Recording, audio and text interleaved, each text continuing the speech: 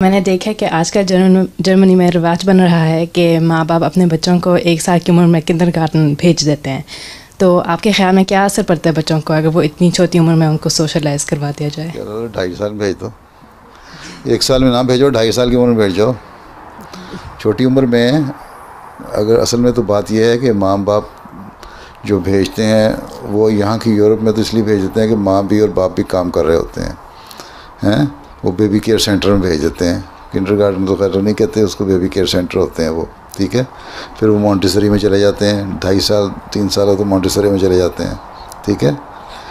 तो अच्छा है वो। मैंने देखा है कई बच्चे घरों में बड़े तंग करने वाले से जब 2-3 घंटे के लिए वहाँ जाने लगे हैं तो बड़े अच्छे हो गए हैं, उनकी ज़ुबान भी बोलनी भी आ गई, सोशल भी हो गए, मिलने जुलने भी हो गए, कुछ थोड़े थोड़े एटिकेट्स भी आ गए। अगर अच्छी जगह है तो भेजने में कोई हर्ज नहीं है, लेकिन पहली ज़िम्मेदारी इस्लाम कहता है माँ की है। अभी मैं तुम्हें बता के आया हूँ जर्मनी में, पता नहीं सुना तुम लोगों ने कि नहीं सुना तो दोबारा सुन लो, ठीक है। वो माँ की ज़िम्मेदारी अगर है वो पूरी अदा करे।